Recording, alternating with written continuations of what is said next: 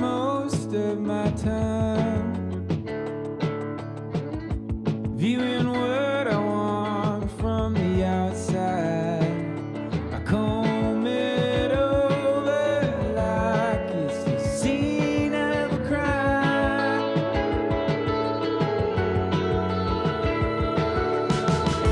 The only guilty I find back at me in the mirror at night, stuck in place just waiting for a green light. But I can't lie awake for someone else to say I can live my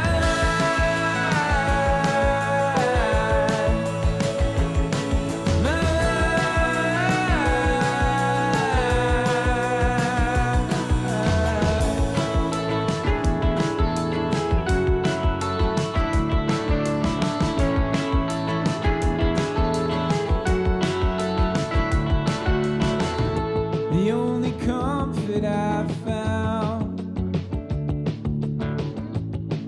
is blending in with another crowd. When things go wrong, we'll pass the blame around.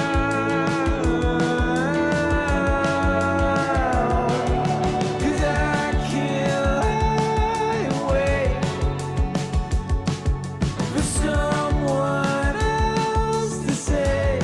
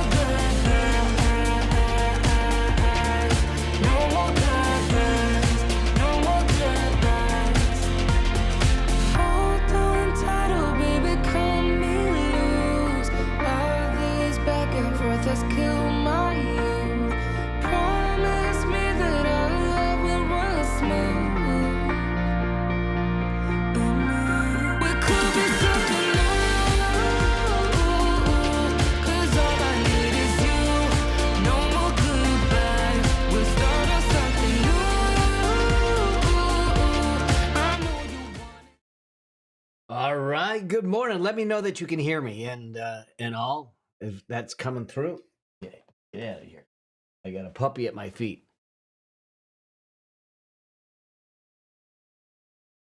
All right. I see faces. Let me know that you can hear me. Are you guys hearing me okay? Yep. Good. Good, good. Awesome, awesome. So, welcome. It is a crazy day in the market. I'm looking at it right now. We're 1100 points down. So, it's perfect for us to do this. um, let's just talk about the market for a moment. I usually talk about the what happened in the prior week, but I think that we can um, talk a little bit about that. But let's talk about what's happening today. Why is it happening? What does it mean for you? And then I've got some questions that came into the hopper that we can talk about, and then see what other questions that come up for you all. Last week we had the last 2 days of the week, Thursday, Friday. We had big drops in the market. We dropped about 3 to 5%, and most of that is because of economic data that came through. We had the Feds that met on Wednesday. They told us that they were not going to change interest rates, so they held interest rates where they were, and they said, yeah, we might. They put on the table the possibility of reducing interest rates in September at the September meeting. So they opened that door for that. And so we go through that. Then we had a labor report and a higher unemployment report that came in at the end of the day, or at the end of the week. And what happened was a lot of people started to interpret the fact that the Feds took too long to decide to lower interest rates, and that we're too far gone, and that all of a sudden the fears of recession came in again. So there was selling. And then over the weekend, Warren Buffett sold half his stake in Apple, which started to get people to start thinking, well, what is Warren thinking in that process? And then the Japanese stock market closed and lost 12% in one day. Obviously they're ahead of us, and so we got that information, and so now we end up here today with people that are concerned about recession, concerned about what's going on, concerned about everything. And now we're 1,000 points, just shy of 1,100. We're off the lows, 1,000 points down. We're a little about 2.6% down. So it's not fun, but it's expected, and you're gonna see, like Stephanie just came downstairs and she said, all they're talking about on the news is the market. And it's true. That's pretty much what they're going to talk about. The problem is how they're going to talk about it. They're going to stoke the fans of the flames of fear, and I'm not trying to shortchange the fact that we could have recession ahead of us. Unemployment's going up, prices are higher. We're not, it's more costly to live. Interest rates are still up, so I'm not saying that those things don't impact us. The question is, are we looking at this microscopically in a moment and spreading it out over a long term? Or are we taking a longer term view as to seeing what might be going on? And so are we going to get a recession? We certainly are. I just don't know when. Is this the time? I don't know. But when you create a plan, a financial plan, and you do it correctly, it should work in good times and bad. It should stay with you in good times and bad. And it's not, because otherwise what you're trying to do is say, I've got to time the market and say, well, what is going on? What's the personality of the market right now? And I'm going to create a plan for that personality. And then when the personality changes, and I have to be able to predict that, I'm going to change the plan. But there's data that has been studied. Active managers that manage portfolios, these big hedge fund managers that manage portfolios, long term cannot beat the market. So they have the best computers, they have the best information, they have the best access to information, they have the best algorithms, if you will. They do all the analysis, they have all the sophistication, and long term they can't predict with any certainty. And so for us to be able to say, hey, I know when it goes up, when it goes down, when to change personality, when to do that is a challenge. And this is why when it comes to investing, and a lot of people will say, hey, Mel, what do I invest in? And you can invest in all kinds of things, but the question is, what investment is the best for you and your circumstances, given your vision for your life? Meaning that if I just look at the different people, Missy, all of you that are on, Jessica and Chris Ann, your circumstances are different. Your vision for life is different. And because of that, your investments are different. Now, will there be overlap? Probably, because there's some things that we typically do, but the thing is that when you start to see things like this going on in the market, you have to go back to your plan, and you have to look at it through the eyes of, do I have a plan in place, and do I have money management skills to carry me through any kind of downturn, through any kind of ups and downs and things that are going to go on? And if the answer to that question is no, then there's where you have to focus. And I actually released an episode. It's coincidental, but I released an episode of my show today that talks about, is financial Armageddon coming, and what to do to be prepared. Well, so it was coincidental that it got released this morning. But these are the things that I think we need to consider is really starting to understand. And I'm looking for a stat if I can find it. I know where it's at.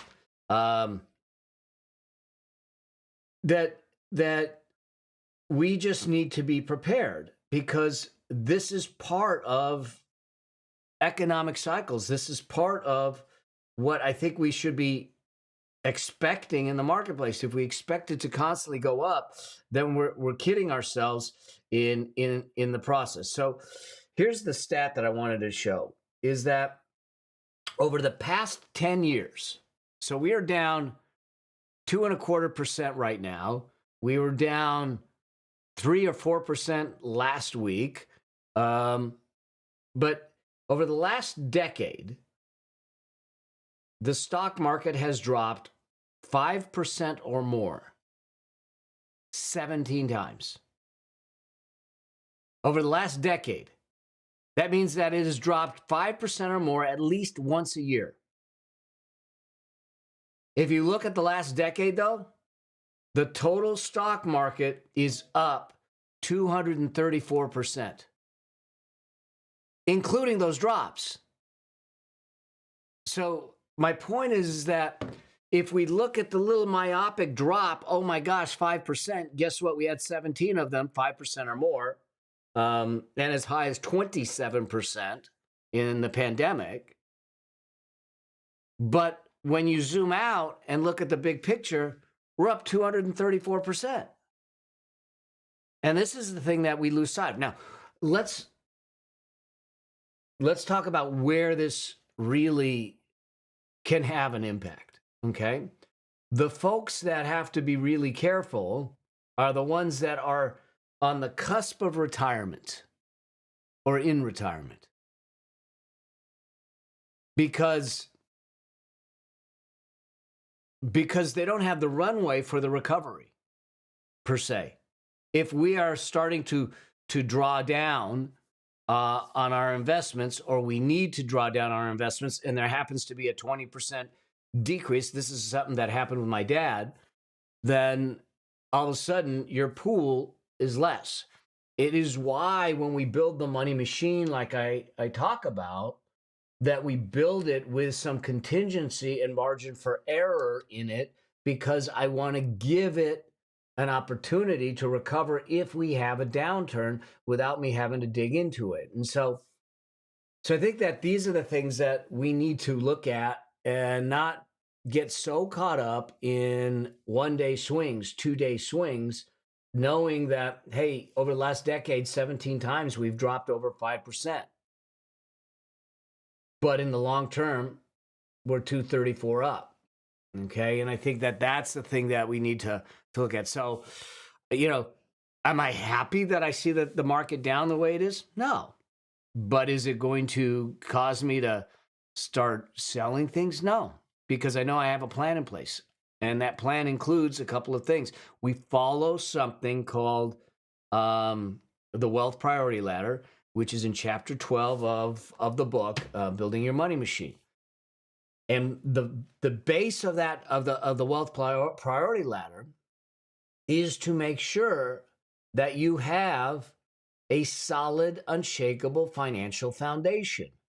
If we have a solid, unshakable financial foundation, then we have a safety zone from which to build wealth from. And this is why some of the things that I look at, people will say you can be sometimes conservative, and I said I can, but I'd rather be conservative and safe than reckless and at risk.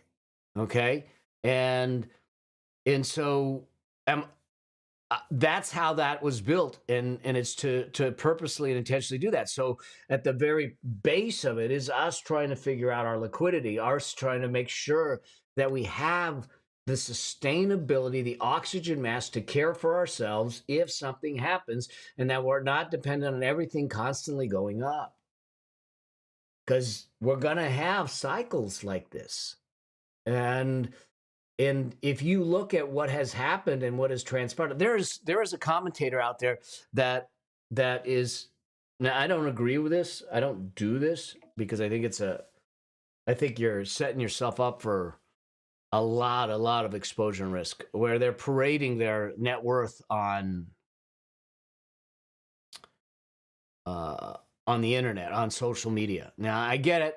It's a marketing game. Hey, look at my net worth. It keeps going up. It keeps going up. But when you look at where they've tracked their net worth from, the numbers that they're putting in there. Let me see if I got this set up properly. But let's see if we'll get this. There we go. So they started tracking their net worth in 2009, and we're in 2024. What's the market done between 2009 and 2024? Long term, it's just done that. Because 2009, we're coming off of the 2008 recession. And I know this because I built a lot of wealth during these years. Okay? And so they're proudly saying to themselves, look at me. I started with zero and I've got a couple million. I don't know, 2 million, call it. And good. I agree that this is great and it should be celebrated. Should it be paraded? I don't think so. Because I got to tell you, if you were in the market at all during these times, you went up. You went up. The question will be, if we hit a decline, how they manage it. And if you have the right plan, you know that the market's going to do this, but the plan's going to allow you to carry it.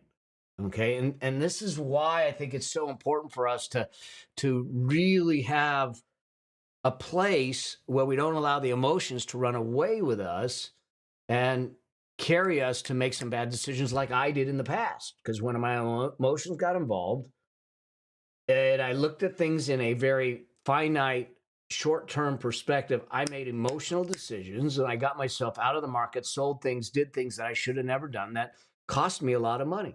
And I don't want you to do the same. Okay. I want you to make, um, I want you to make the the decisions from a logical, informed place, so you make them based on a plan. Um, so that's it. Wasn't how I was going to start, but when I saw the market this morning, actually before the market, it was at one point it was 1,300 points down, and I said, "Oh, we're going to have a different conversation."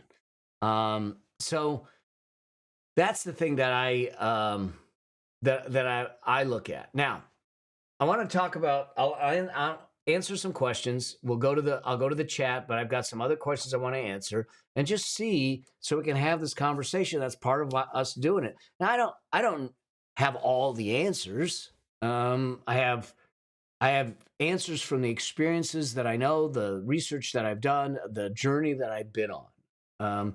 If you ask me, hey, how long is this going to last? I don't know. See, what's happening right now is there's two combinations of things that are causing, well, three things that are causing this sell-off. One is I think that people are acting emotionally. People got scared. There's fear. They said, I'm getting out, and they sell. I've done that before. Two, there are what's called program selling. So the big hedge funds or they have these computer programs that when things hit a certain level, they're automatically triggering a sale. Well, then they trigger a sale, which sells more, which triggers more sales. So you have program selling. And then you have logical selling. Those that have it in the plan and intended to do this. So I think we have three factors that are going on. And so that's the thing. And I would look at from that perspective. So, all right. So let me look at some of this. I see Chris. No, I don't. Is Warren Buffett acting emotionally? Not usually style. No, I don't think he is. He never acts emotionally. There's a reason he sold half his Apple stock. He hasn't given it, but there's a reason he did it. Now, Apple just announced earnings last week. Their earnings were okay. They gave some different guidance on slowed growth, as I recall. I didn't listen to the whole to the earnings call, but their stock went up about $4 or $5 after earnings. If I pull up Apple right now, I don't have the chart up. Okay, then. So there is a reason. Warren Buffett doesn't do things without it being reason. Warren Buffett doesn't make emotional choices. He makes very logical, long-term, visionary choices. Warren Buffett is sitting on a fair amount of cash, and he wants to be sitting on a fair amount of cash because when you see things like this, stuff's for sale. And he's going to go and find a good company to buy. Now, Warren Buffett is a long-term investor. He is a fundamentalist when it comes to investing. He doesn't look at the charts and the text. He looks at how good is this company? Does it have a good product? Does it have a good following? Does it have protective, what he calls a moat around it? Does it have good growth? If you look at the stuff that he invests in, it ain't sexy. But long term, it grows. And if you look at Warren Buffett's wealth, the majority of his wealth was made in the last decade or so. He just stayed the course. And so, yeah, I don't see it as an emotional sale. There's something behind it.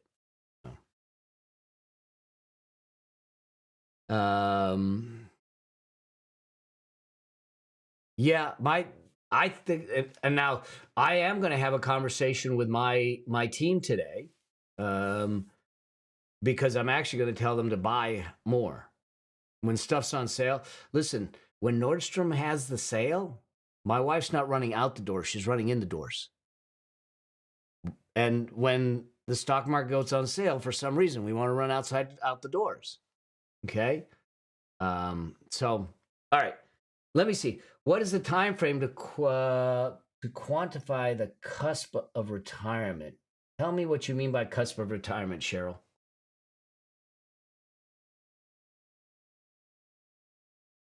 If you can, and you're welcome to unmute if you're on here. So you're welcome to unmute. That's the beauty of being on Zoom with me. Oh, listen, okay. So if you're on the cusp of retirement, I think that 3 to 5. If you're looking to retire in 3 to 5 years, then you need to be careful about it. There's this thing called sequence of return risk. Okay, and what it does is, and you'll hear people talk about average returns. In fact, I talk about average returns, and I'll say that the average return of the S&P 500 is 8 to 10%. Okay, but if we look at the sequence of returns, you're going year 1 down to 20, just call it. There's a difference if in year 1, the year right after retirement, you're 20% up versus 20% down.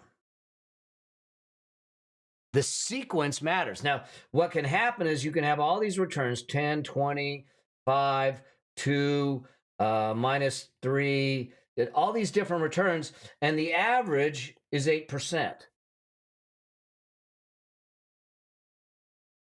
And mathematically, you can take all these returns, reverse them, so all of a sudden you start with a loss at the beginning of your retirement.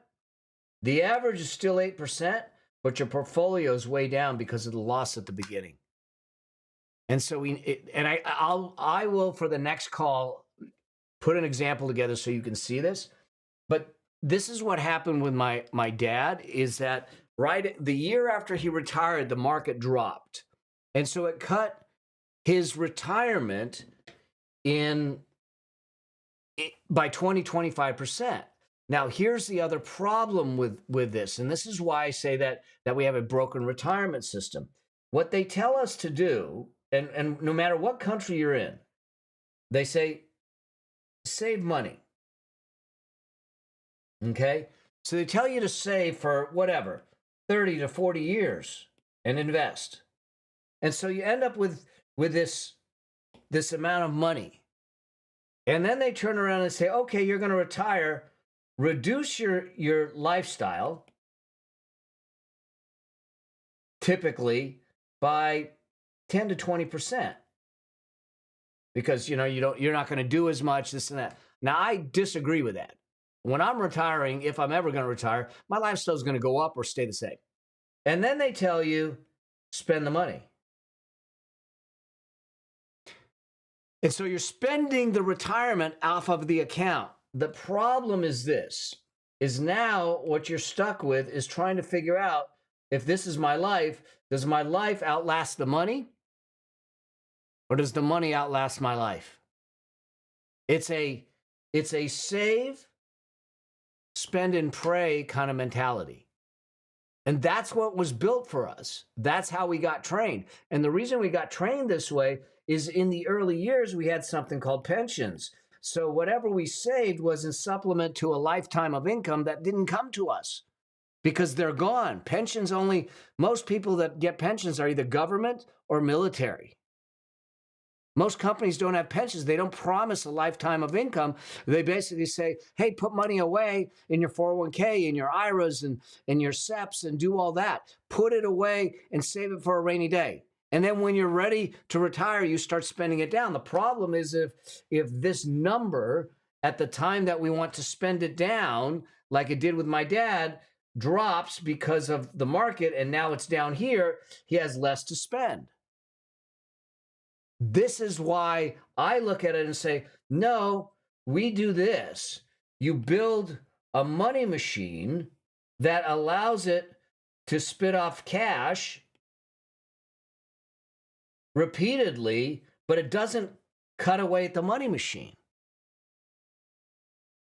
And so this is not as easy as just save, spend, and pray, but it is much more certain and is much more long term. And so when I look at it through those eyes, this is why it's important to think about, okay, the structure of my investments will change as I get closer to that cusp of retirement, if you will, Cheryl, because I'm gonna, like, my son is, 34 years old. He's decades away, so he can be far more aggressive versus myself, who's 3 weeks away from 63. So I'm not going to take on, and I don't need to because of where we are financially. I'm not going to take on an inordinate amount of risk, knowing that I want to use the funds in the next couple of years. Start using the funds in the next couple of years. And so I won't take on the risk. So what happens is that's how you adjust the portfolio mix. You start to adjust it to be a bit more conservative. And so what you're going to see, it's something that they call glide path, is that if this is, let's get rid of that. If this here is risk, how much risk you have, and this is time, and right here is your retirement, or when you might need the money, what you're going to notice is that from an investment standpoint, they'll take on high risk at the beginning because they're very far away. And as they start to get closer to retirement, the risk declines. And this is called glide path.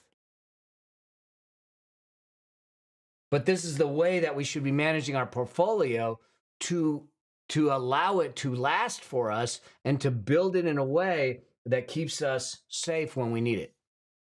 Hopefully that answered the question, Cheryl. It was a long-winded answer, but I think that it warrants what's going on in the market, that we should do it. Yeah.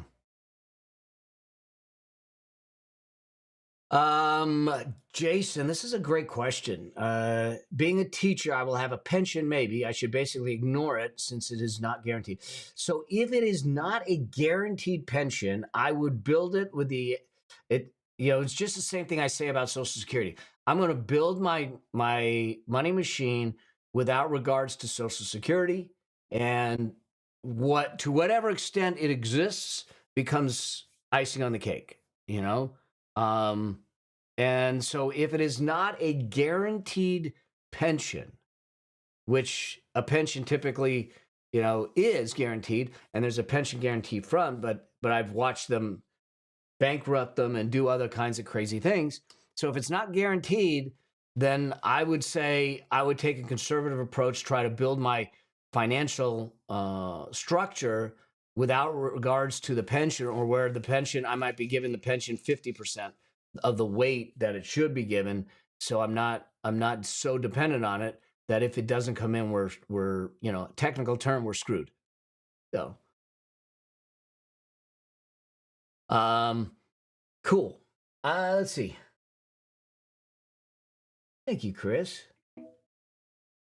Can we have the Teresa? Can we have the? Yeah, it's my latest. If you go to my website, you can go to that podcast. The latest podcast on there is that, or my YouTube channel. But I can pull the link for you. And if you're on my email list, there's an email that just went out with the link in it too. So,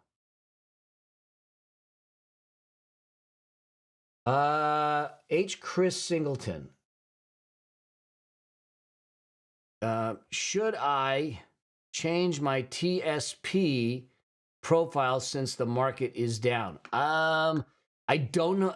Here's the deal. I'm gonna be honestly, I don't know enough about your situation to even give you any advice on it, in the sense of it's a thrift savings plan.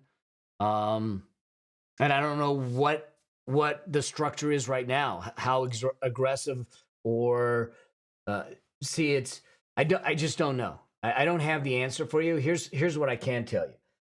If you're close to retirement and there are some things that you're more aggressive in that plan and you're close to retirement, you might want to look at the asset allocation there and say, does this make sense for what we're trying to do? And how does it fit into the overall financial plan? If I'm further away from retirement and I have time to carry this thing and take advantage of what might be going in the market, then I might adjust it. But I think the first thing is, one, do I have a plan, a strategic plan for my financial journey? Two, how does the TSP fit into that plan, and what is the portfolio makeup? What is the asset allocation on it? And then three, does that make sense given my risk profile, my current circumstances, my timeline, and do I need to make changes? That's how I would look at it, but I can't give you a specific kind of direction because I don't know what it looks like, and so I couldn't tell you, hey, yeah, just adjust it. But it's when I see things like this, it gives me an opportunity to rethink and say, are there things that I should be doing? Now, I'm not changing my plan at all. So my plan has always been with my team, we're going to continue to buy into the market. What I am doing is likely telling them to accelerate the buying when things go down. So we buy things a little cheaper. That's all I'm doing. But I'm still executing the same plan that we have in place. I'm not changing the plan. I'm not changing the plan midstream. So. Thank you, Chris. That's the podcast link direct to Apple.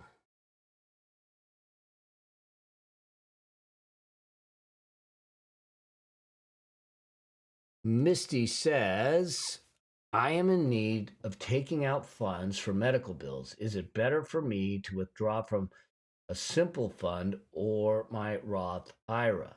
Well, I guess it depends on, part of this depends on your tax situation because one's going to be taxable. And Misty, I don't know what your age is. You might, okay, so 47. So you still have time before you can pull stuff out. But you can, so you can pull money out of a Roth IRA before 59 and a half if you're pulling out the amount you contributed, okay? The growth on it, if you pull it out before 59 and a half, is going to be taxable and you'll get penalized if you pull it out if you do that prematurely.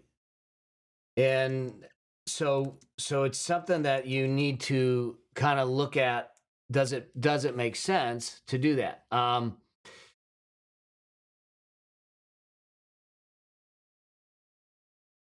No, that's where I was going to go, is that you potentially will avoid penalties under a hardship withdrawal to cover the expenses. So the real question then is if, but you'll still be taxed on the proceeds. You'll avoid the penalties, but you'll tax on the proceeds. So let's just talk about the two. If you pull out, let's just assume there's no penalties, okay? Because typically if you take an early withdrawal from any kind of retirement account, you're going to pay a 10% penalty. In some states, like my state, my loving California, has a 2% penalty. So if you were to ever prematurely withdraw out of a retirement account and you have to pay the penalties and the tax, you lose about 50 cents on the dollar in a high tax state. So it makes no sense to do it. And I tell people it is the last resort to do it. Now you have the ability to pull out money without penalty for certain situations, and one could be the medical expenses. What that does is that you still will pay tax. You just avoid the 10% penalty, or in my case, it would have been 12%, but you're still going to pay the tax on it. That means that if you have $2,000 in medical bills and you're in a 20% bracket, you have to withdraw 2,400 to get the 2,000 to pay the bill. Now, so you lose the 2,000, the 2,400 because you took it out, but you also lose the growth on the 2,400 for the next 2 decades because you're 47, and that opportunity cost is there. You could pull the $2,000 out if that's what it was from your Roth, no tax, no penalty, as long as it's from the amount you contributed previously. So it's your contributions and not the growth. So you save the 400, but again, you lose the growth on the 2,000, you lose the 2,000, and the Roth growth is tax-free. And so my thinking on this, and I don't know the magnitude of numbers, and I know how medical can be because of my my journey. I understand my 100,000 in my savings and 33 HA is gone. Okay, so let me ask you this: Have you done anything to have conversations with negotiating some sort of payment plan directly to the medical provider and not drawing it out from the plan? I have. Mm-hmm. I have life insurance, so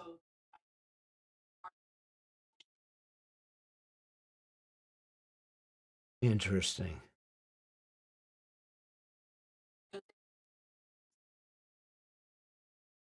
Yeah, yeah. And so they know that it's coming out of pocket, and this is the cost, and take it or leave it. You've incurred them already. Have you incurred the fees, or are these to be incurred? And where's the status of them? Are they in collections, or are they just kind of?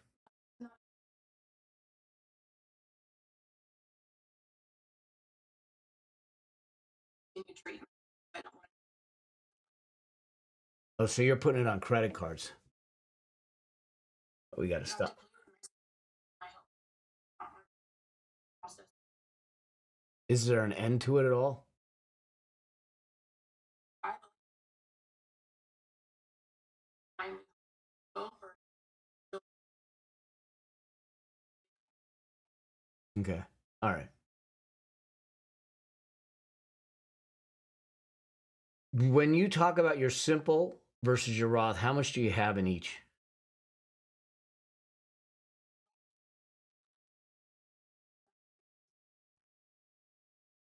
Yeah, yeah. That's my concern, is that if you draw it out now, you draw out and you lock in the losses and the reduction in value that we're sitting at right now. Um,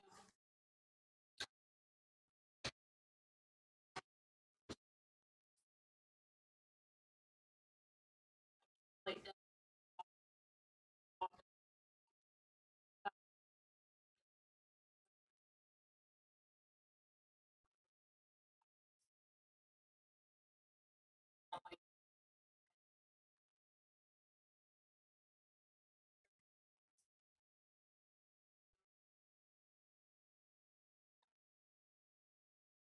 yeah. It's a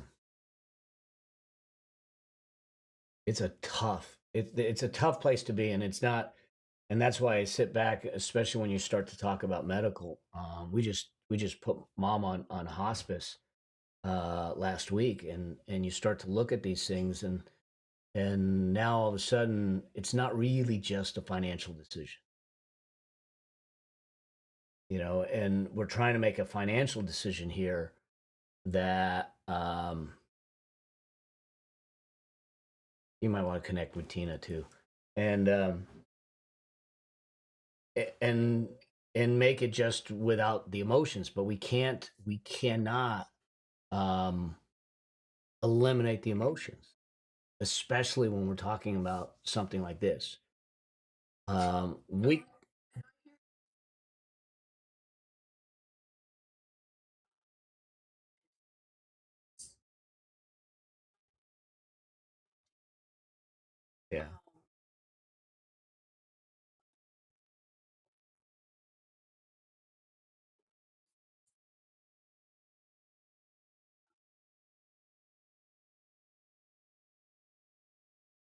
So I'm just trying to. Yeah. So this is going to sound, well, it's going to sound, it might sound rough in one sense. This is a time that I want to make sure that you're putting Misty first. That these people may want their money, and I totally get that. To them, it's a transactional conversation. And they're entitled to their money, and morally you're obligated to pay it. That's not the question. But are you morally obligated to pay it right now? Or are you morally obligated to take care of Misty right now? And ask yourself, what's the thing that's going to actually give me the space to breathe? Give me the place where I can think? Give me some peace for me to heal? Because this kind of stress doesn't help you heal. You know, I know that from my cancer journey. And that's the thing that I would look at is that because it's easy enough, we can pull money from any of these places to do it. And are we just taking one stress from here and moving it to another place, which is our future, and kicking the can down the road? Or do we turn around? Now, you have a situation that you need to have continued. You still need to continue with this care. So there's this ongoing relationship that we need to keep that funded. And I might be able to get it paid off right now, but if I'm going to go deeper into a hole again, we haven't solved the problem. We've only stalled the problem out until it rears its head again, and then I might not have this as a solution down the road once I drain it. And if you're going to do it this way, you have to account for the fact that there may be a tax involved with it. So if I take it out of the simple IRA, there's still going to be a tax. So I got to make sure I put that money away, because the worst thing you can do is I'm going to move the money out of there. I'm going to incur a tax. I don't have the money to pay the tax. And now you have the IRS and the taxing folks coming after you, which is even worse than the medical bills. So we have to look at it from that perspective. And if they're completely unwilling to negotiate, I got one medical bill right now that they didn't get the pre-authorization for the insurance. And then they came to me with a bill, and I just said, not my problem.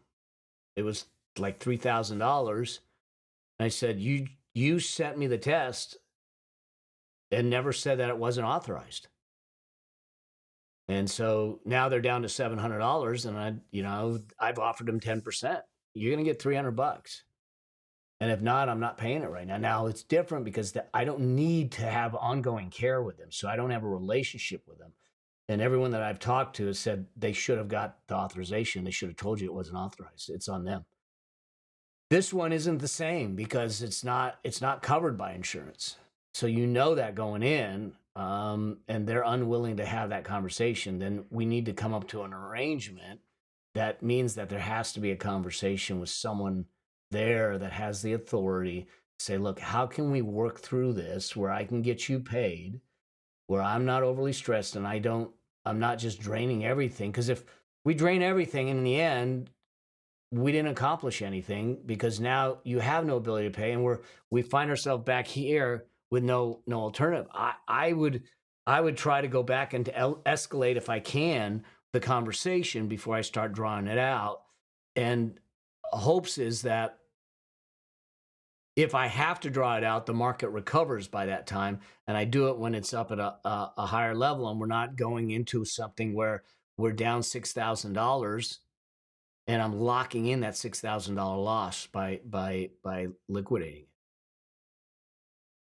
So it's not the penalty, it's then the tax. And I would go back and look at a couple numbers. How much have I contributed to the Roth that was my contributions, that if I draw them out, there is zero tax? So then you know what that number is. Then the rest of it is something that's going to be subject to tax either in the simple or the Roth.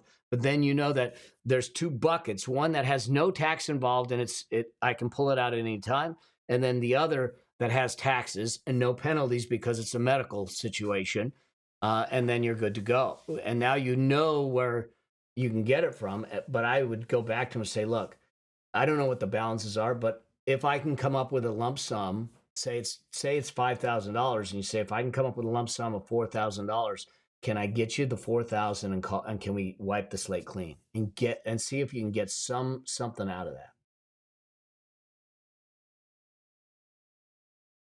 The tax, so the tax is going to be reduced by medical bills.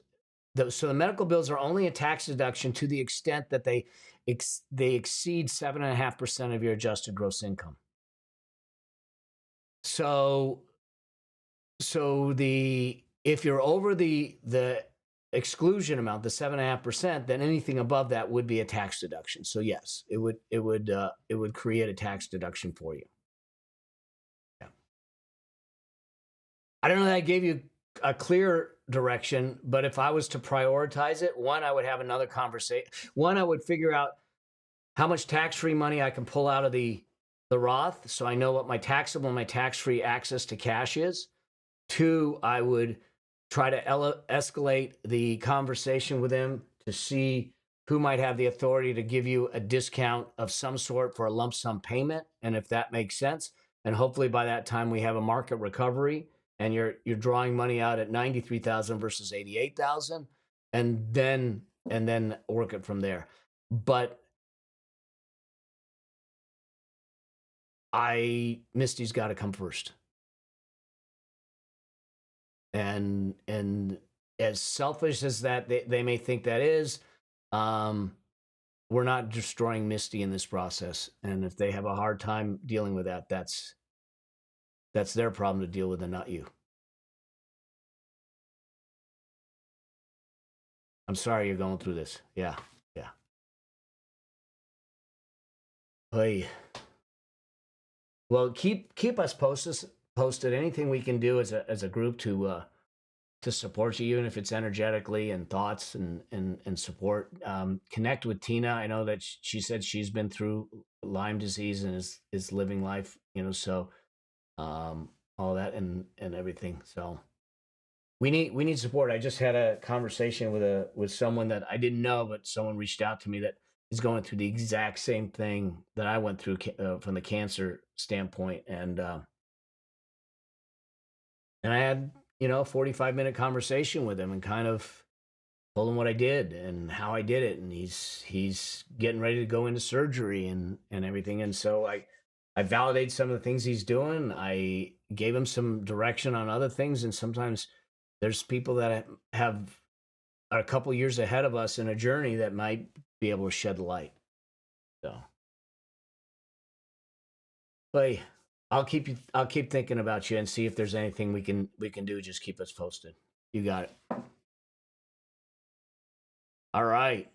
I'm gonna hit on some of the questions that I saw also in the group or on the hotline, and then any other questions that come in here. One question, Cheryl, this was your question that you posted. So I'm gonna just talk about it. You said, should I double pay my mortgage at 1.99% each month to bring in the maturity date from 2033 to 2028, the year my son graduates high school and I hopefully retire? Or should I continue to invest the money? What is the best way to find a money manager? So I'm going to answer number 2 first. You found your money manager. That money manager is in the mirror. It's you. Now, we might be able to find an advisor and everything, but you will be the one that is always going to be pulling the levers, turning the dials, and making the choices. So, and I'll talk about that in a second. But let's just talk about the mortgage then. Cheryl, 1.99%? Man, hold on to it. It's golden. I would not accelerate it. It's one. Do you have other debts at all? No other debts? No. Good. All right. How are your kids going to college?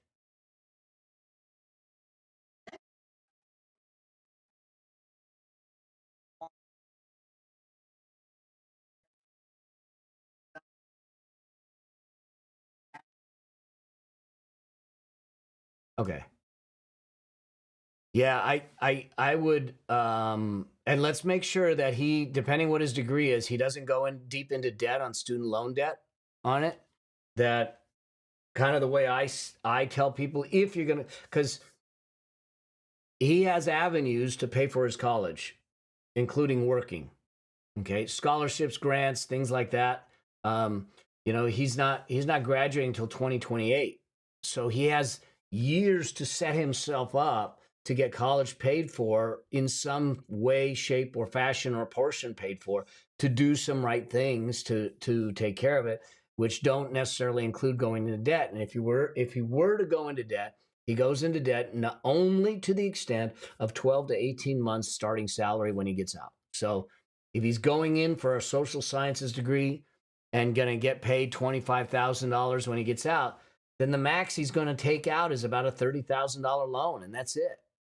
Everything else has to be done differently. And so you're doing it right because you're 3 years ahead. It's time to plan for that more and be more direct with him on that. At the same time, you got a 1.99% mortgage. At some point, I do want to get it paid off. But right now, I think it's going to be more valuable for you to have that money invested and working for you for the next, 5-6 years. You may retire in 2028, but that doesn't mean you need all the money in 2028. You need the money from 2028 on for hopefully another 3 decades. So having some of that money working for you, as long as you have the liquidity in place to carry you, is probably a far more valuable thing than paying off that 1.99 mortgage. How much is the total mortgage on it right now? Okay. Okay. So it's not good. Good. So it's not horrendous. You always have the option. So for instance, I have a mortgage on this place, and I'm not paying it off early. I don't have a 1.99%, but I got a 2.75%. Okay. And so I have the capacity to pay it off, but I haven't paid it off. And the capacity to pay it off to me is just the same as paying it off, because now I have the money working for me during that time frame. Now, when high yield savings accounts drop their interest rates and maybe I can't get those rates, maybe it makes sense to pay it off, but I'll deal with that when that time happens. But at 1.99, I probably wouldn't accelerate it. I would probably have it more invested and keep money working for you at that point. So, yeah, absolutely. Absolutely. Then the best way to find a money manager, I'm going to combine this with another question that came in from Jason about he was meeting with his financial planner and what are some questions that he should ask to make sure that they have their best best interest at heart. And so I looked at it and I said there's a couple questions that I would do. One is I want to make sure that they are operating from a couple of places. I want them to be a fiduciary, meaning that they will put my interests above theirs. Okay? I always want to understand what the bias is. And when I mean bias, really it comes down to how are they getting paid? Are they driven by commissions and transactions? If they're transactional, then their bias is the transaction and not the relationship. Okay? So most fiduciaries are going to be fee only, and you can get a fiduciary that is assets under management, so they're taking a percentage. And I know that there's a lot of vitriol, and you don't need these people. You don't need these people, and they're stealing from you. I get it, and they're right in most cases. In fact, in my book, the way I have it set up, at least until you have critical mass, you don't need an advisor to do this stuff. You can get in the game. You can build a 1 to 4 fund portfolio and allow it to run, and you don't have to go crazy with all of it. But I do pay a percentage of assets, about 0.8% or 0.7% when I calculate out. But they do a lot for me, and they do a lot different for me than just picking investments. That's the least of what they do. When your life starts to get more complicated, you're doing retirement planning, you're trying to do Social Security planning or Medicare planning, and you have special needs issues.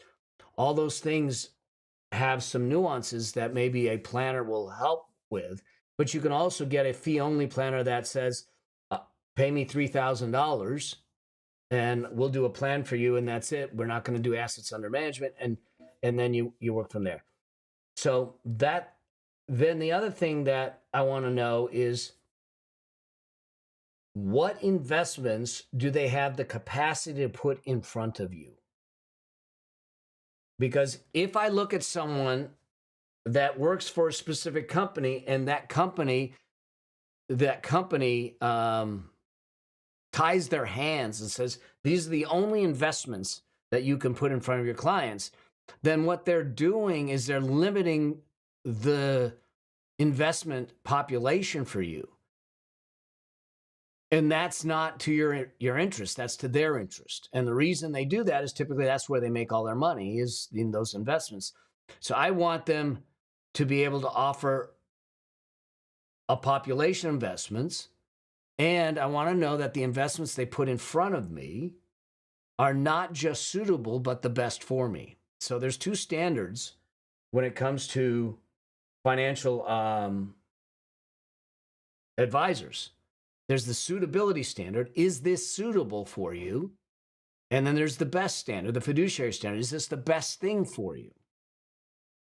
There's an investment that they could look at all of us on this screen and say, this is suitable for all of you. But is it the best for all of us? And the answer is no. And so many advisors and salespeople will use the suitability standard. And that keeps them from getting in trouble, because they say, was this a suitable investment for you? And you say, and professionals say, well, it was suitable. Yeah. Is it the best? No. But that's not the standard that they follow. I want to know that they follow the best standard and not the suitable standard.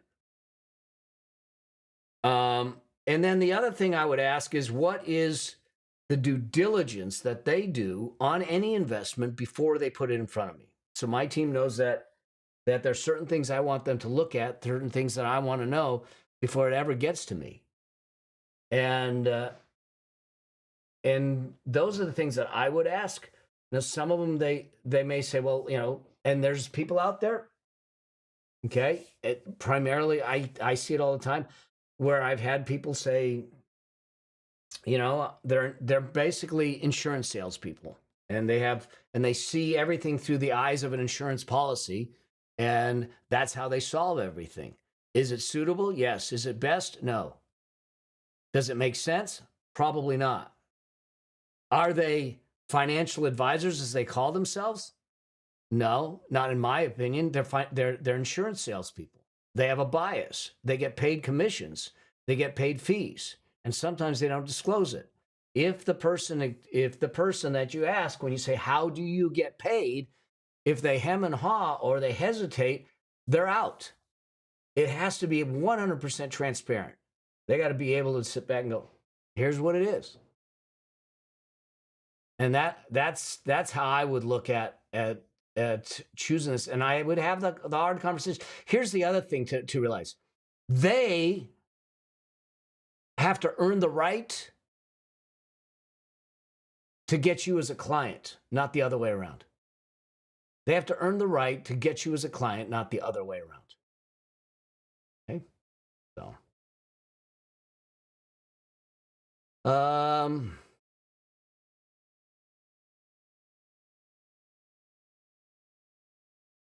cool. I'm 1% is typical, but there's a lot of them that will do a stair step, a staged fee, so it goes down as you have more assets with them, and really, you can do it from that perspective. But I would decide what it is you want, what you need them for first. If it's just to create a plan, you might be able to just pay them a fee for the plan, and that's it. And then you go execute. If they turn around and they say, here's the plan we created, here's how we analyze the plan. Like I use a planning software that I actually do for myself, and I do it for my elite clients, my one-on-one clients when I work with them. And we stress test the plan and we run scenarios and everything. But then we know that, hey, this is the portfolio structure. You can go put the portfolio in place yourself. You don't need them to manage it, especially if it's long-term portfolio stuff. Okay. So you got to be really, don't get an advisor because you think you're going to wash your hands of it. That's never going to happen. It happens a lot, but that's when people get in trouble because all of a sudden the advisor calls them up and said, oops, I wasn't paying attention. They won't say it because then they're liable, but, so. All right, let me go to Tyson's question that came in. I thought I saw Tyson on, but I don't know if he is. But bottom line is, you've got credit card debt, 2 credit cards, about $20K each, had a 0% interest, but now they're paying interest, paying about $300 in interest and fees on each of them. How to consolidate the cards and stop paying the high fees. Companies don't want to work with him, and I get it. So here's the thing. And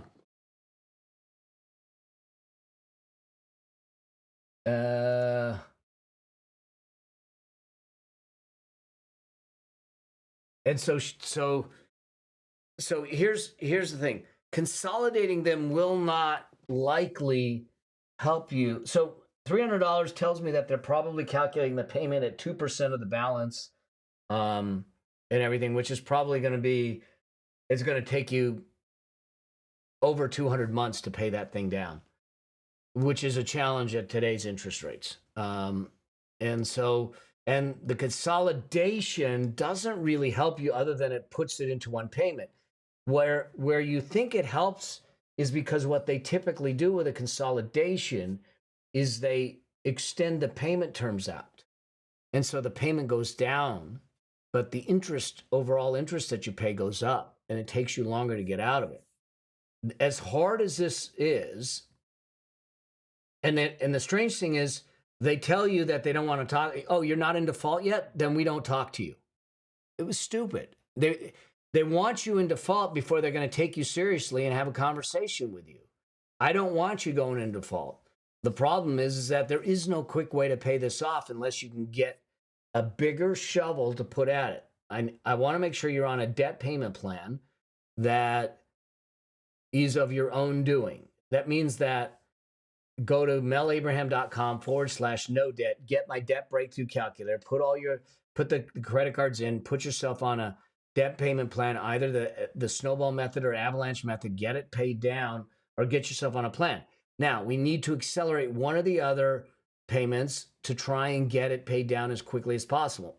Is it possible you can find another 0% to transfer it? Yes, that would be better to me than a consolidation, because a consolidation will not reduce the balance and will not reduce the payments unless they are promising a reduction in interest rate. But the promise of the reduction in interest rate may only be for a couple of months, and then you're back to the same problem. And so I want to find a permanent solution for it. And the permanent solution, honestly, is we got to get these things paid off. And I know that that's not extremely helpful, but it's the reality. Unless you're willing to bankrupt it, which I think it's not enough, nowhere close to enough to do it, especially with the money that you're making. And so it's really about a debt payment plan, seeing if there's another way to maybe get a stay of execution on some of it. If I can get a 0% transfer and give me 6 months to get that one paid down and paid off, then we might be able to do something like that. debt consolidation, you got to look at it and say, are they just extending the payments out? Do they guarantee the interest rate? For a period of time, can I get it paid down? But either way, you're going to have to pay the credit card debt. There's just no other way around it, unless, like I said, you're doing a short pay or a bankruptcy or something like that. But they won't even entertain those things until you're in collections and default. So it's a tough place to be, but that's the reality of what I think we're dealing with here. So cool. Other questions?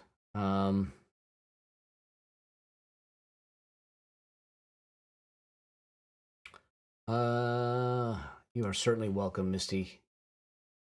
Community college is so much more. Yeah, Jeremy went to community college for 2 years.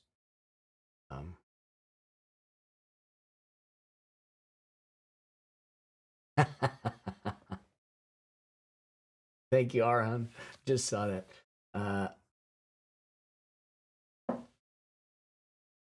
Thank you. All right, let's see. I do have another question. It's an interesting question from Therese, and this has come in a few times. I'm curious about decentralized banking. There is a company in beta and mood right now, setting up holding your money and being the bridge to have it available as cash via ATM. The launch is aimed for December 31st. What are my thoughts? Therese, so let's just talk about so we operate in a centralized banking system currently, where there is a central location and things flow through there, and obviously everyone gets a bite at the apple, and it's inefficient and in many cases. Can you hear the puppies are playing? And a decentralized system is like the blockchain, where it's more peer-to-peer. Here's my concerns with this. Is it possible? Yes. Is it likely in the future? Likely, yes. Is it ready for now? I don't think so. And where I don't think it's ready right now is you're talking about your finances. You're talking about your financial future. You're talking about your wealth. I don't want to take chances on a new technology. And we've seen hacks in the blockchain. We've seen problems with security and privacy in some of these until it is proven, until it is shown to be armor-like secure. I would not bet my financial future or my wealth on it because if it gets hacked and I lose my money, I'm gone. I got nowhere to go. And so when we're talking about a peer-to-peer situation, there's a lot of security issues that I think have not been answered, not been resolved. And we've seen the kinks in the armor where people have lost money and can't get it recovered. And the complexity of wallets, and if you lose your code, it's not mature enough for me to take and put my financial future or my family's financial future into that environment at this stage. So it's not something I'm betting on right now with my future. Is it something that I might consider investing in and doing something in down the road? Yeah, but I want to see that it proves itself out from a security and privacy standpoint first. So. Cool. Let's see. What else? Bev had a question. This one's another tough one. What happens to an SBA loan when a business closes? Now, I don't know which program you're under on an SBA loan, but they got one during COVID, 30-year repayment. Currently 68 years old. Hoping to repay it early. There are no assets in the LLC because it's a service business unless they can go after our home. Okay. Here's what I would do. First off, the fact that the business closes does not get you out of paying the loan back. Because my guess is SBA was either guaranteed or collateralized. So you need to look at the loan documents and see what is their security. Their security is either personally guaranteed by you or collateralized by other assets, which might be your home. And if that's the case, yes, they can come after your home. And so I would look at it through all of that to see, does it make sense? But the bottom line is, just because the business closes doesn't mean that you personally may not be obligated on the SBA loan.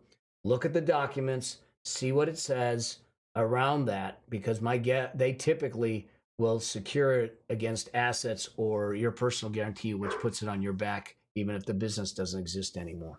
So, all right, let's see. Doug says, howdy, Mel. Do you see the Fed as a good thing, and why do they hold 1% of the U.S. debt? Good thing? I don't know. They are the thing we deal with right now. So there isn't an alternative to them. I think that the problem with it, one, they say it's the Federal Reserve Bank. It is none of those three. It is not federal, it is not a reserve, and it is not a bank. Okay? It's not federal because it isn't part of the government, it's supposed to not be part of the government. It's not a reserve because it doesn't hold deposits, and it's not a bank because we can't deposit in it. So it is none of what it calls itself.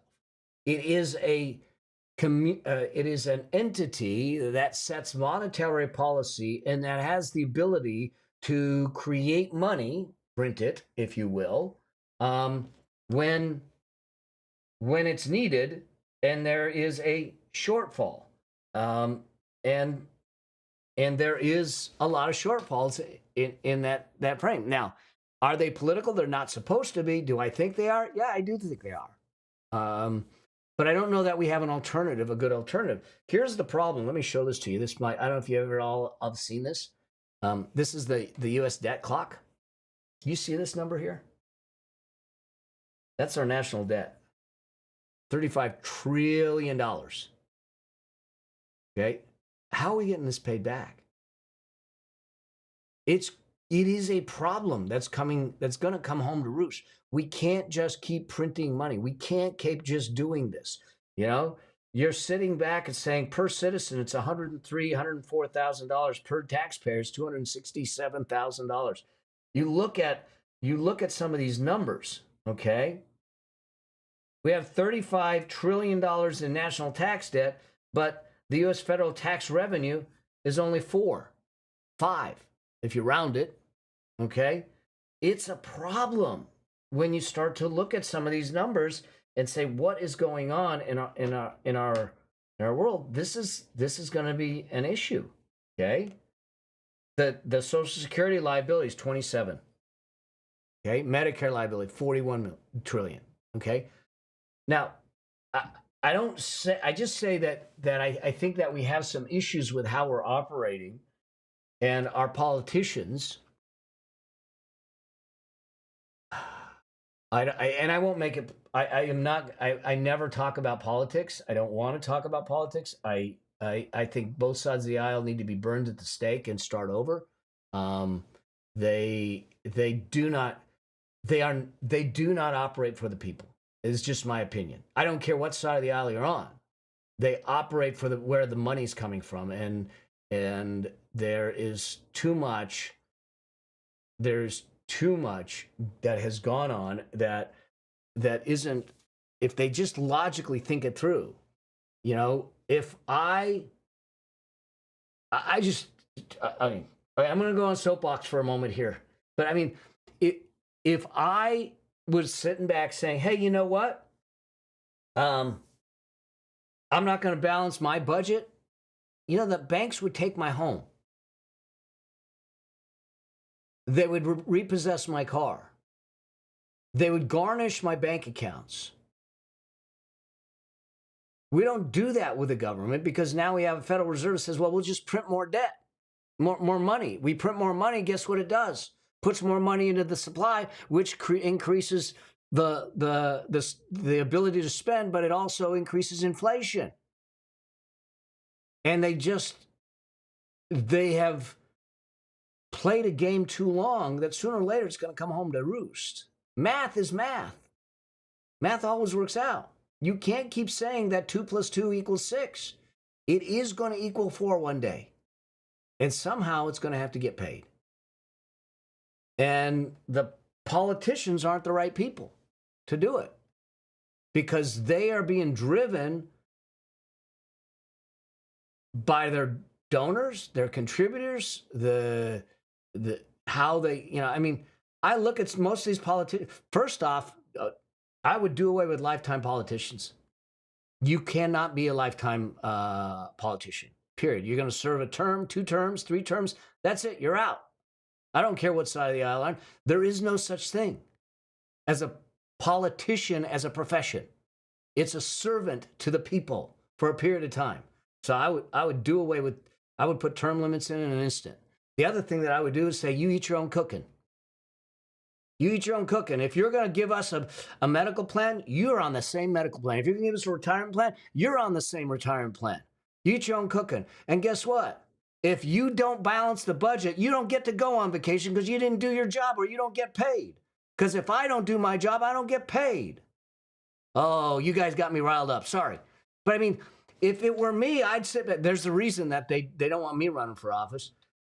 Because I would tell them, look, you don't get to go home on sabbatical because you haven't finished the budget. You guys are playing games at taxpayer money. We're paying your salaries. We're paying your pension. We're paying your medical to do a job. Do the job. Stay till midnight. Stay till 3 a.m. Do your job. So, see, Douglas? See what you started? All right. But Body by Milk, I have a question on an unexpected inheritance. It says, I recently received from a great aunt $35,000. I currently have a car payment with around $18,000 left on it. I maxed out my HSA and Roth IRA. Continued. I contribute 8% of my to my Roth 401k with a 3% match. Oh, I love this. I own a duplex with a buddy that cash flows. I'm in the process of purchasing a single family home. I closed this week. What would you recommend to do with the inheritance? All right. Body by Milk. This is going to sound, for reference, I live at home with my dad, so I have no debt payments, and I make $60K a year in a low-cost living area.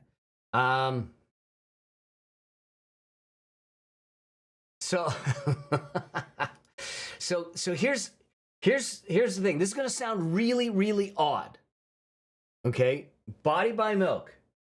You're getting an inheritance. I'm sorry that it's under terms like losing someone, but I'm going to tell you and I tell this to anyone. You come into a windfall, the first thing to do with it is put it in a high yield savings account and do nothing for 6 months. Nothing. And why am I doing that? Is because I want to separate the emotions from receiving the money and having the money from the logic of what to do with it the best. And so there is no rush. Even if we choose to pay off the car, the $18,000, if we pay it off in 3 months or we pay it off today, it's not really a big difference.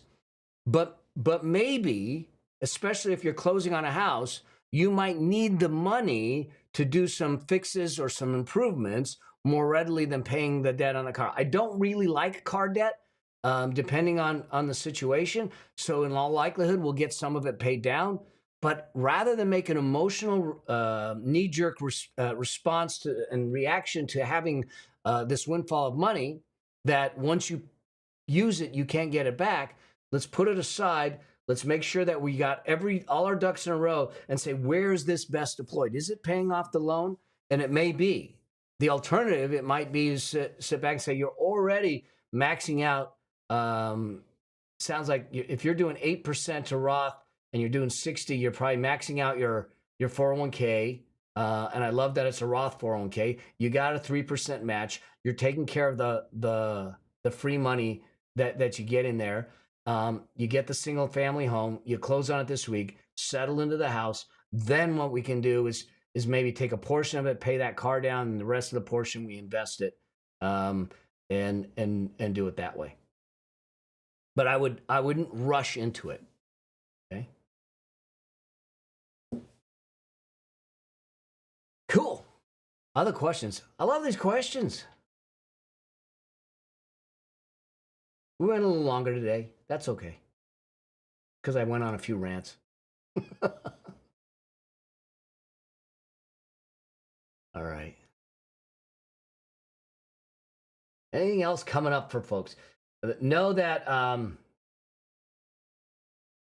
keep the questions coming. I don't know if I'm doing let me see. We may be able to do next week.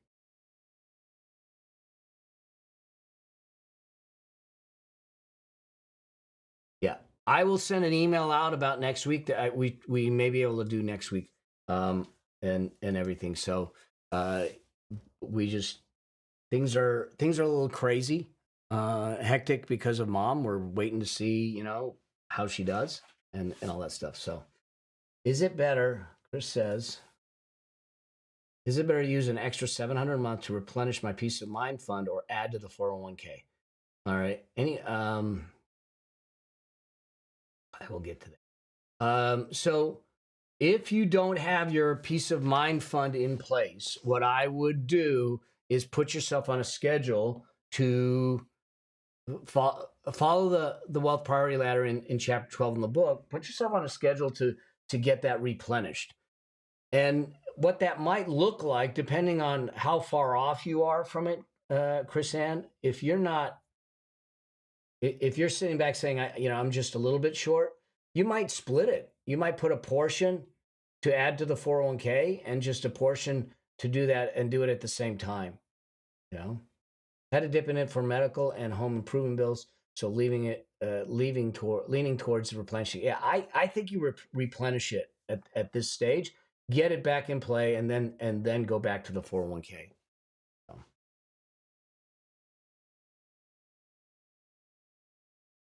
Cool. Other questions?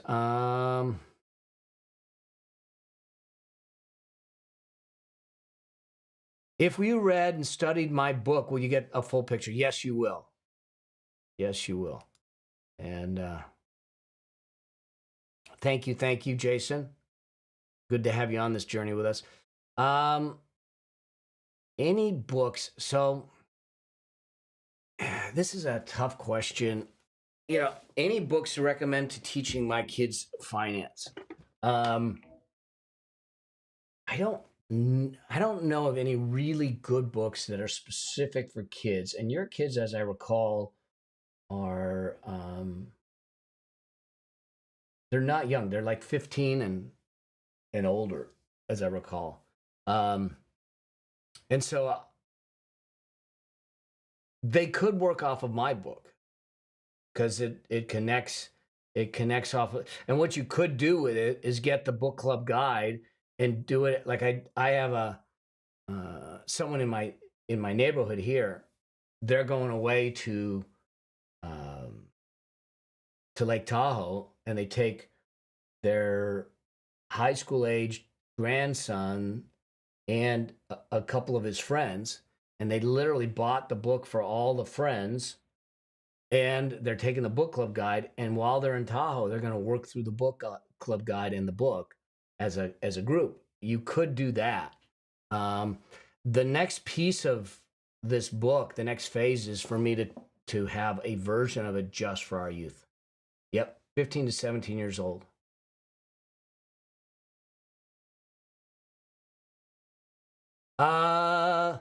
Jason, yes, we do. I do have a workbook. It's a companion workbook that you can get. Go to the QR code in the book. You'll see it on that page. Yep. And download it. Here's why. It's why I created the book club guide and the companion workbook, because this is the book club guide. Here. And then this is the companion workbook. Okay. I created it because I knew that just reading the book wasn't enough. I needed the people that got the book to do the book, to live the book, to put it into their life. And the way to put it into your life is to make it easy to integrate and implement. And so that's why I created these 2 guides, and you can get access to them through the QR code in the book.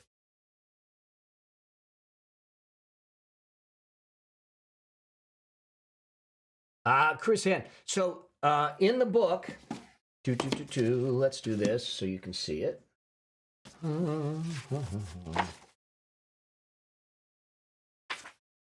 In the book, let's see if this comes through. Yes, it does. Let me just zoom this in. Boop. Okay. I don't know, on page XXIX. So what is that, 29 or something like that? There is a QR code, and on that QR code, it'll take you to the page where you can download the resources, and on there will be the book club guide and the companion workbook. Yeah, you can. So, cool.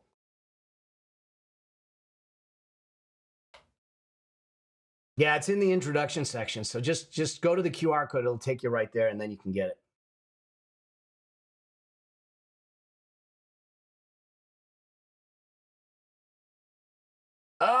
I love hearing this. I just did a speaking gig where I ended up, they bought 300 books, and I ended up standing and signing for 2 hours, which was cool to be able to chat with people and everything after the that's pretty much what a lot of what I'm doing now is trying to get on as many keynotes and stages and media as possible, and get the books in hands and have conversations. And when we have days like this, to settle people down and say, you're good, here's the plan, just stay with it. So, because I panicked once, sold everything, and ended up missing out on a whole lot of wealth building, but I got a lot of lessons. So, cool.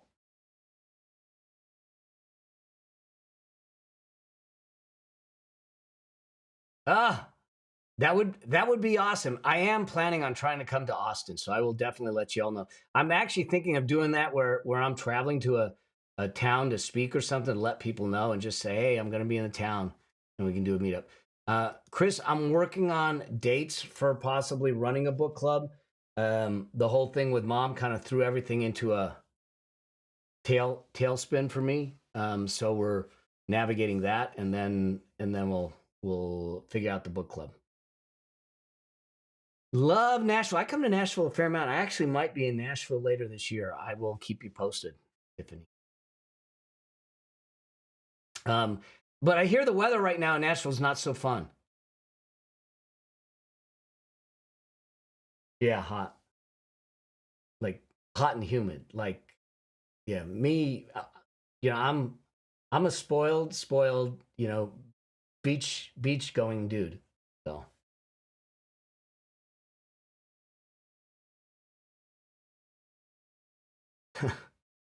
Well, this is an interesting question. Do I think it's better to be broke and own a home, or sell it and travel? Well, I don't think it's better to be broke ever. And I don't think that we should. Now, the question is, should you own a home or should you rent? Here's what I think. This is a great. Look, the money that you're trying to create, the wealth you're trying to create, no matter what it is we're trying to do, isn't about the bank account. It's about the life account. And I'm assuming if I pronouncing this right, it's Andrea. So the question really is, what do you want for your life? Like, my wife and I love to travel. Now, we also own a home. But owning a home isn't a requirement for wealth. Owning a home, in fact, in many cases, may not make sense when you just look at the pure numbers. I have a tool. If you go to my website, it's the home, buy versus rent calculator that you can put all the numbers in and you can sit back and go, maybe it doesn't make sense to own a home.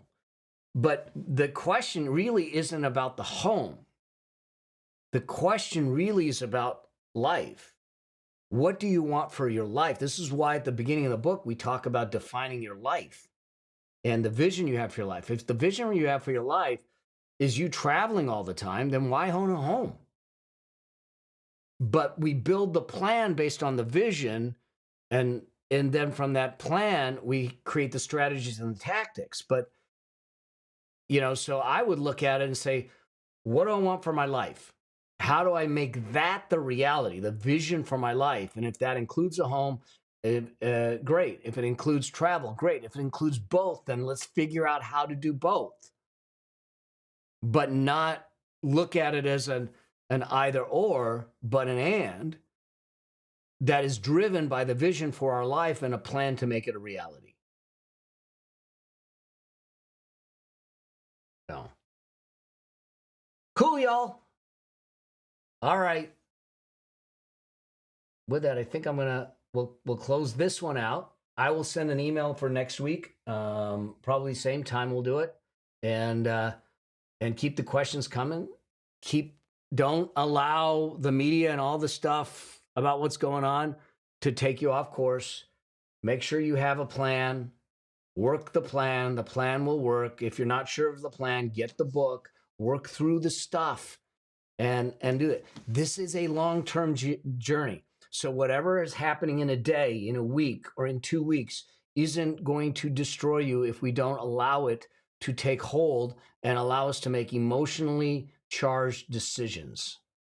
It is something that when we understand what the dynamics of the market are and investing, money management tools, and that we use road-tested, time-proven principles, they will work out. It doesn't mean it's simple. It doesn't mean it's easy. But just because we're in a difficult time or you're having difficulties doesn't make it impossible. So we stay in the game and we follow the rules and we do it that way versus allowing our emotions to take hold, where we end up making emotionally charged decisions, which typically are wrong when it comes to money. Okay? Cool. All right, y'all. You have a blessed, blessed day, a blessed, blessed week, and keep me posted. And let's keep on this journey together. All right. See you soon. Cheers.